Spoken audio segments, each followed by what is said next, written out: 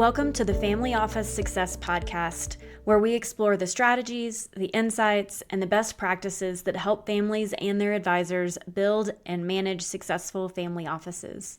I am your host, Christy Van Wright, and each episode, we dive into the key elements of running a family office. Whether you're a family looking to structure your advisory team for long-term success, or you're a professional managing the complexities of a multi-generational enterprise. From financial oversight and operational efficiency to selecting the right advisors and creating a lasting legacy, this podcast is here to provide practical guidance and expert perspectives. Let's get started. Welcome to the Family Office Success Podcast, where we talk all things family office. Today, I am excited to introduce you to Yvette Conn with LifeBook Memoirs. Yvette and I met several months ago. We got started talking about the importance of writing down and making these historical records for families to have to look back on, to understand the past, to understand the future, for future generations to really get a feel for why things happened and why decisions were made and just how the family really came alive over the years. So I asked Yvette if she wouldn't mind giving us a little bit of story about what it is that she does through LifeBook Memoirs and how we can bring some of these stories to a family. So with that, Yvette, welcome. Thank you so much for being here. I'm going to ask if you would tell us a little bit about yourself, tell us a little bit about LifeBook Memoirs and what it is you do for families today. Christy, thank you. I'm Yvette, the co-founder, in fact, of LifeBook Memoirs, a business I started with my husband some 12, 13 years ago now. So we're quite embedded in this space, and we've learnt over the years through first-hand experience how to do this.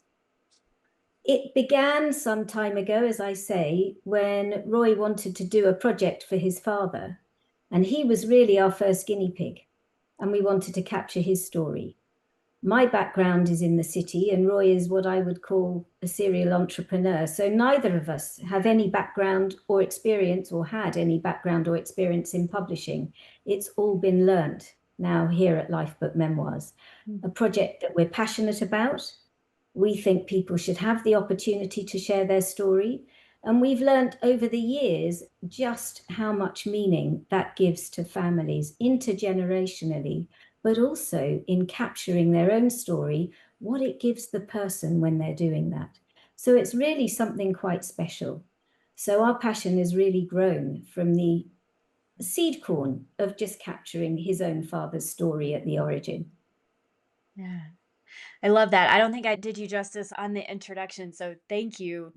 What are some of the things that you have learned over that time that so obviously you started with a personal experience. What are some of the things that really compel you to continue doing this work? What do you see whenever you're working with families that makes this really come to life and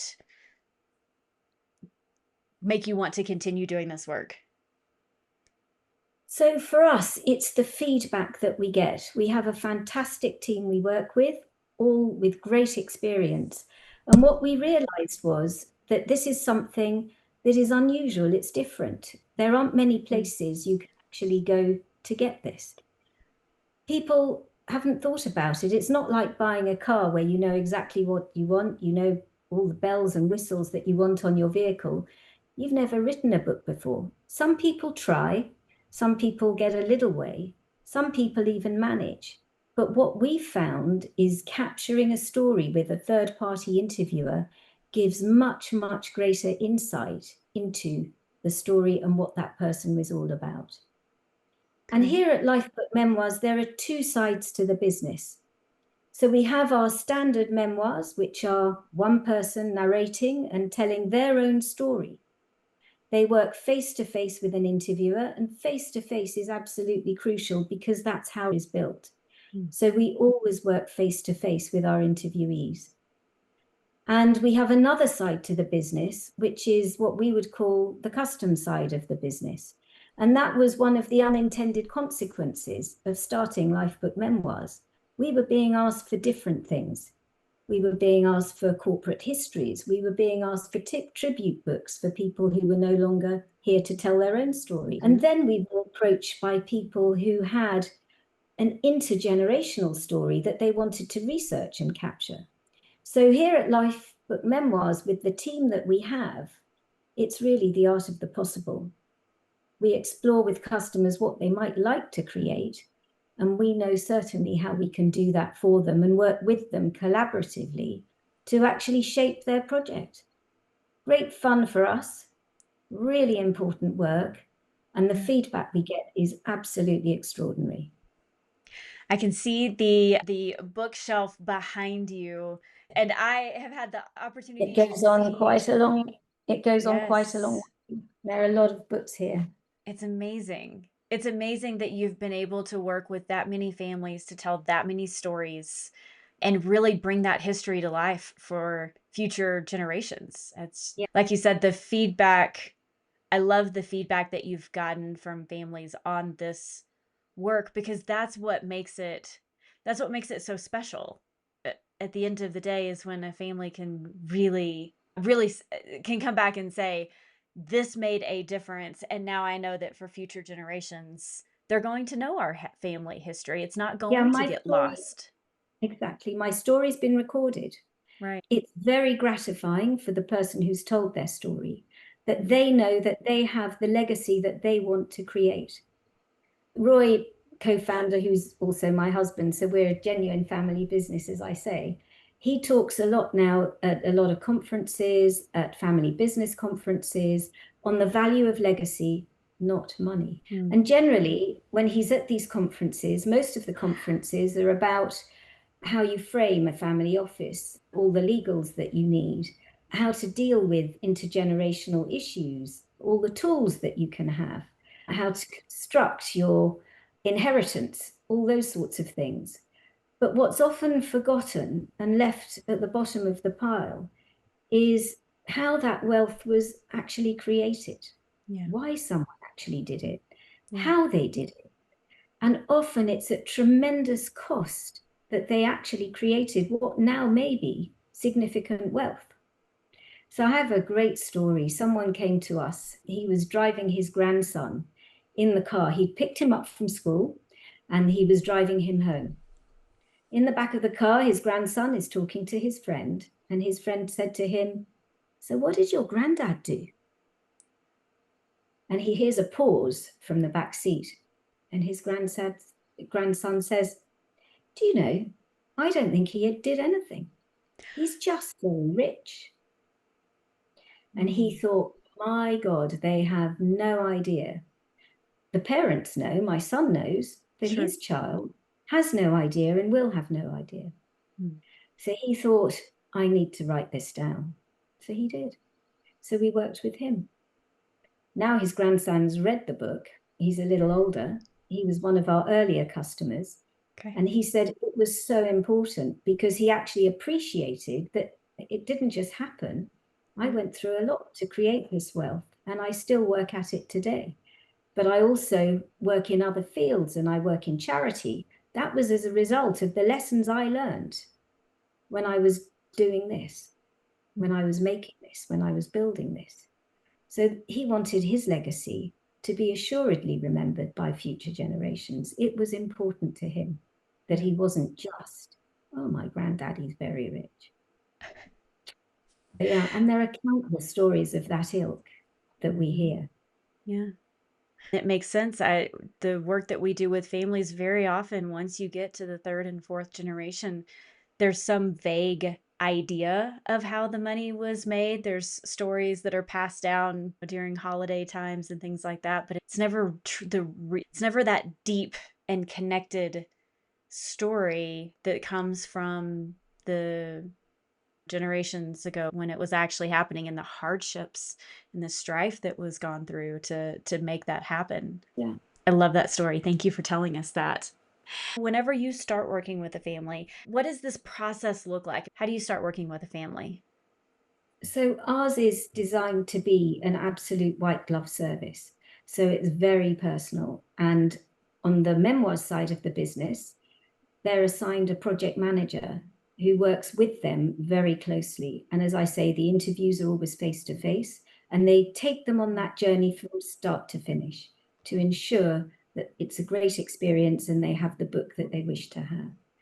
When we work with multiple spokespeople or multiple people trying to tell a story or a family business story, we then work in a different way.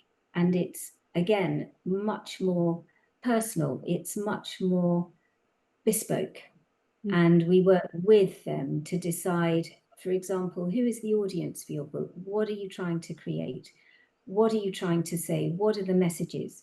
So if I speak from, again, experience, everything we do is private. We work in confidence with families, just as you would expect. Nothing's published in their book, which is a private book shared with just the family. We print only the numbers of copies that they wish to have printed. The books I should describe to you here behind me, because you're seeing a lot of books which are forward-facing. Yes. The books that are forward-facing are books that we've been given permission to show. Okay. So not to share the content of, we never do that, but to show these dust jackets, these covers of the books behind me. Those that are vertical, and there are probably 1,500 books in our library at the moment. Right.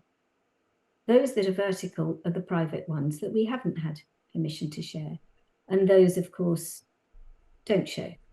So we work in privacy with a family, looking at sensitivities, looking at the direction, looking at the things they want to cover. And very often, if we're dealing perhaps with a family business, there are very good reasons why they actually now wish to chronicle that story. It can be a turning point. It can be an inflection point. It may be that they've just sold the business or retiring from the business. And it's important that they chronicle the story thus far. So we've actually now revisited some of our stories 10 years on. People come back and want to update. Okay. But if I talk to you a little bit about one or two that are quite special, there's one story. There's one story for, and many of our books are in the States. A large percentage of them are in the States. Okay. And I can come on to why we think that may be, but we'll come on to that later. Family business is my passion. So my background was in the city. I worked in the financial community, commentating on business and investing in business. And what struck me and has struck me since we've been doing this particular work with family businesses and people who've created inordinate family wealth, perhaps through building a family business, is that they're quite different. So when you're dealing with big corporates, hired guns are very different from the entrepreneurs that drive, strive, and often struggle to build a business. It's challenging. It's tough.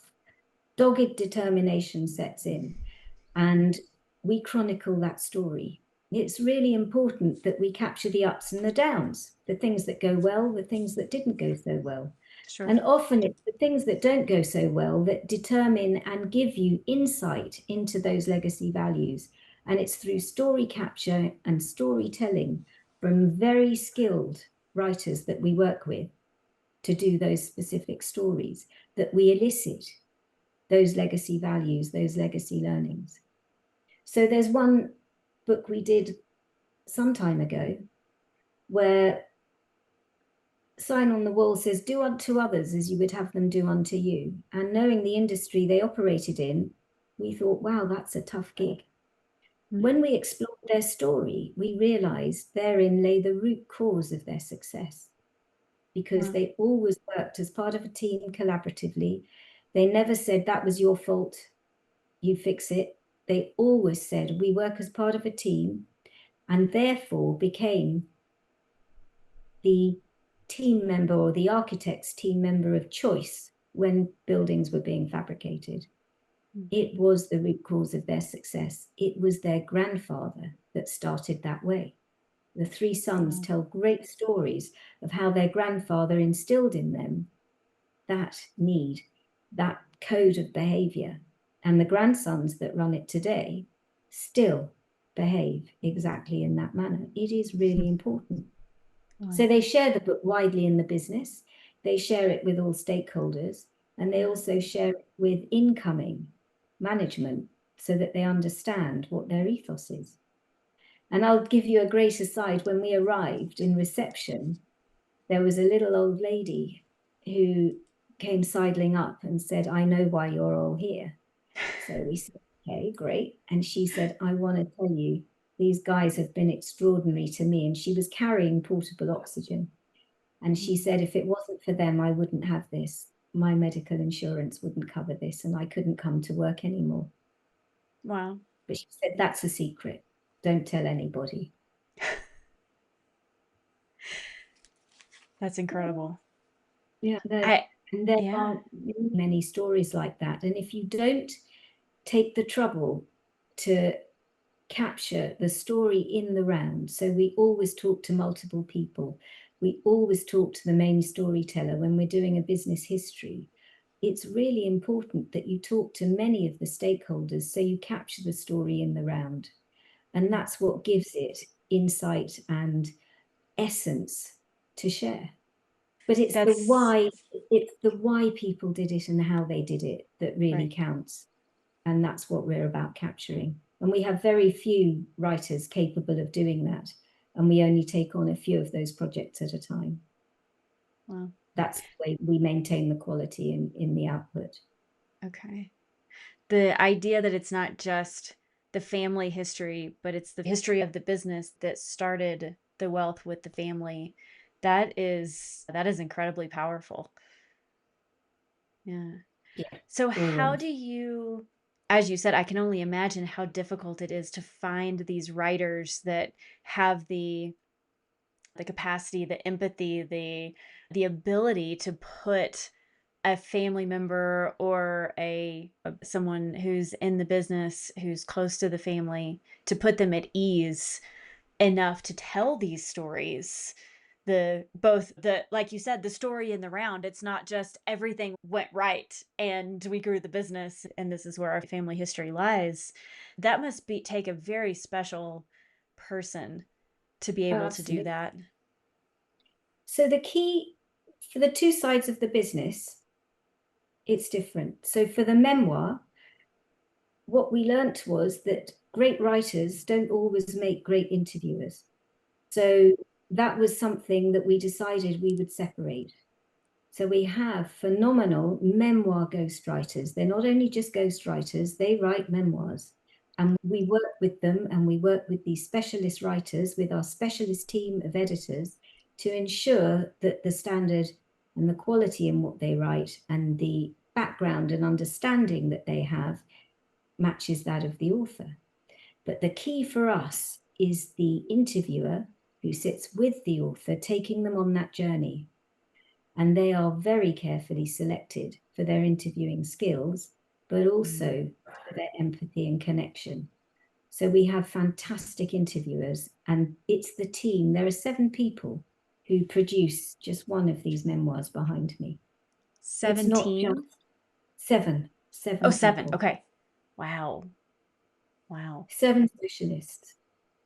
And then for the business stories, what I realized was very early on, so what we now have is a small stable of fantastic business writers. You have to understand business in order to write about it. Nothing is more frustrating from a CEO's perspective of talking about things that you really have to understand.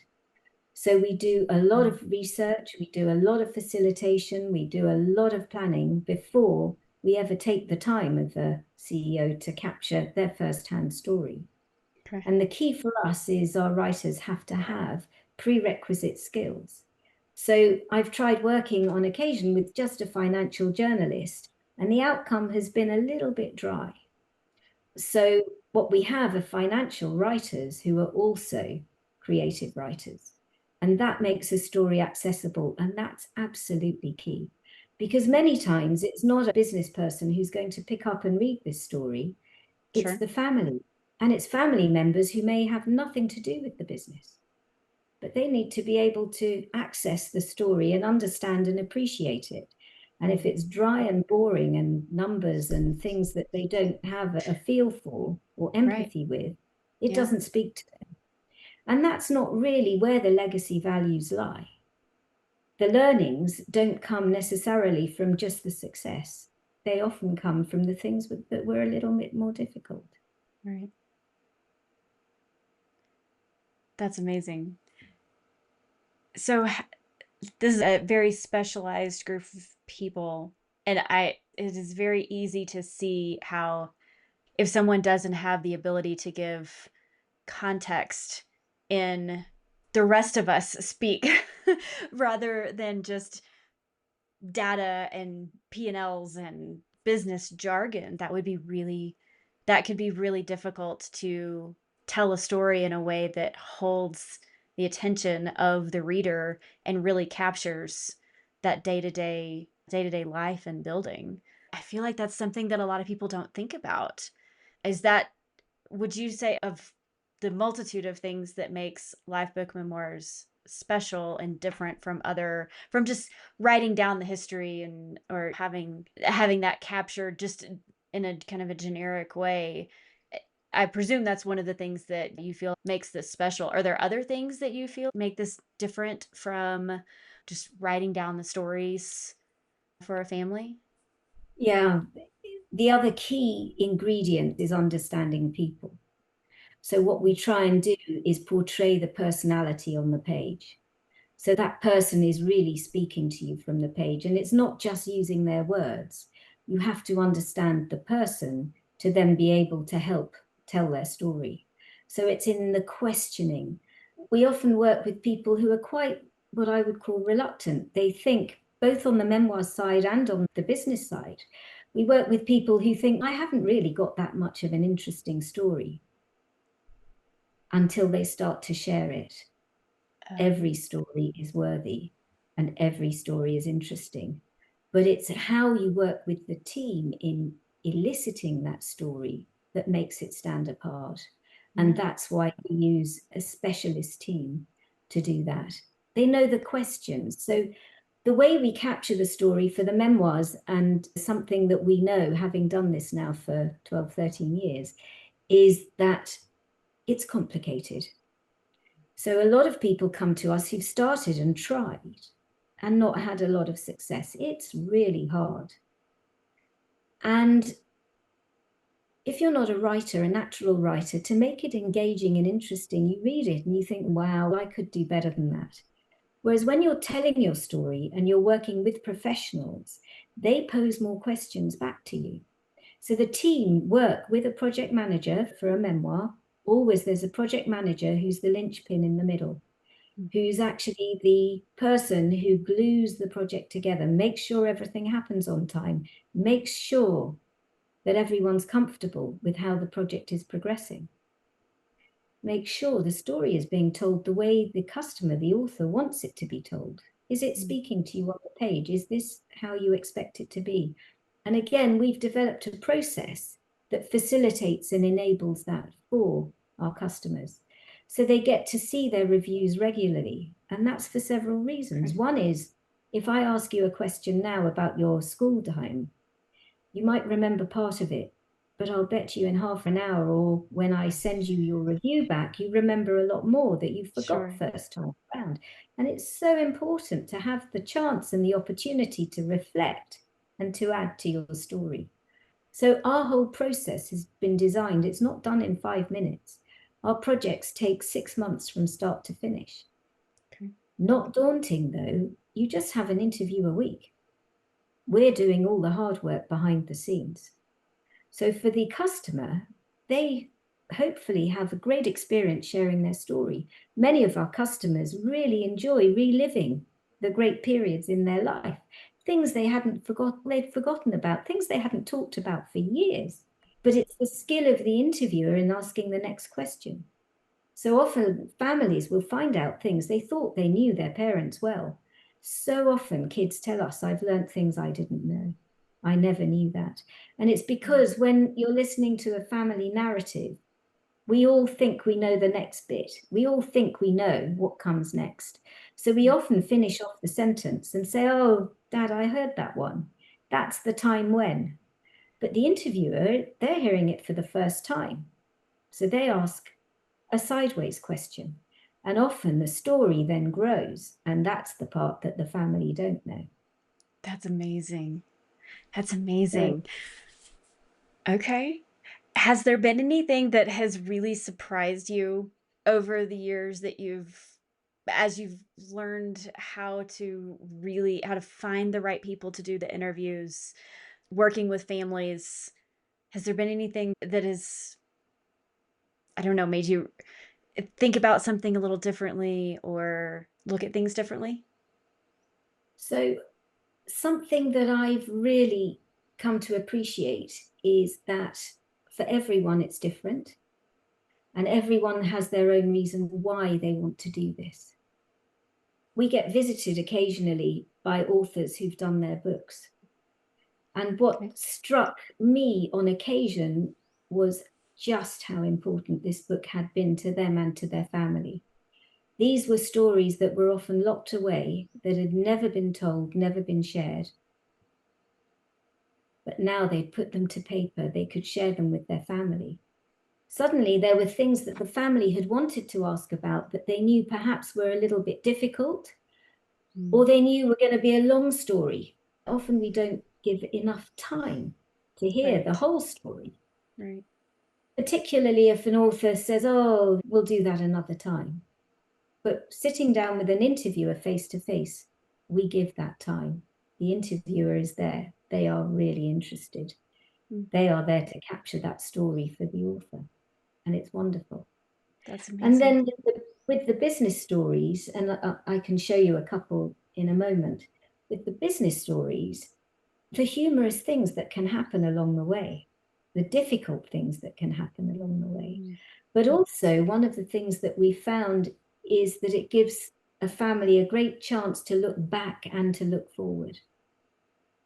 So we did one business story where the ex-CEO, she was at a family gathering, and it was a business that the grandfather had started it, two brothers ran it, and at one point they decided they needed to part and go different ways. And so they auctioned it between them, and one side of the family took the business and the other side took a very full amount of cash. The right price at the time was paid. And she hears two cousins, her kids, talking to the other brother's children, saying, of course, you're the lucky one, you got the family business. And she thought, wow, they have no idea how this came to be. We must write this down. So she actually wrote the whole story of the family business, from her grandfather's roots and origin, tracing his life story right through to the present day, so that her fear was the next generation will never know this. And she never wanted there to be conflict or a rift in the family. So writing it down leaves no room for error. This was the story. This is how this happened. You took the money, and your side of the family, my side of the family, were concerned that they may have overpaid. They were worried. They had a lot of debt. There are two sides to the coin. Another family wanted to give permission to the next generation not to come and work in the business, which was now huge. They didn't want them to feel any compunction to come and work there, but they were welcome to, should they wish to do. They wrote that down. So that if you want to be a vet, a doctor, a dentist, an artist, follow your dreams. I've been fortunate enough, you are fortunate enough, that you don't need to do what I did to make that a possibility. Yeah. So those are the kinds of things that are great to chronicle, particularly in family business situations. It just can be glue that cements the reality between perhaps what might turn into a more conflict type of situation. Yeah. Yvette, this has been amazing. Thank you so much for joining me today and telling some of these stories. I think it's so important that people realize, that families realize it's not just about writing it down. That certainly goes a long way, but the ability to have a storyteller to really bring someone in and have them feel like they were there right along with the family or with the family business as it grew. That's an incredible service that you offer to families. So thank you for coming on today and sharing these stories with Thank you. us. Thank you for the opportunity. It's been great. Absolutely. So we are going to link your website Thank you. and contact information in our show notes. If anybody is interested in getting in touch with Yvette and LifeBook Memoirs, we just can't encourage that enough. Call and have a conversation and see if this is something that you also feel is important to your family. I know that they would love to have that conversation and talk about if that's Absolutely. the right thing Absolutely. to do. Yeah, Yeah. very good. Happy All to. right. Thank Yvette, you, thank you Christy. again for your time. Thank you. Pleasure to speak with you. And you. Thank you for joining me today on the Family Office Success Podcast. I hope you found this conversation insightful and valuable as you navigate the complexities of family office services. If you're looking for more ideas or resources or want to explore how we can support your family office or your family through services and training and strategy, connect with me on LinkedIn or visit our website at whiteriverconsultants.com, and be sure to subscribe to our newsletter for updates and expert insights. And if you're ready to take your family office to the next level, consider joining our mastermind where we can help you manage that chaos and create better outcomes for the families you serve. Until next time, I'm Christy Van Wright, and this has been the Family Office Success Podcast. Take care and keep building for the future.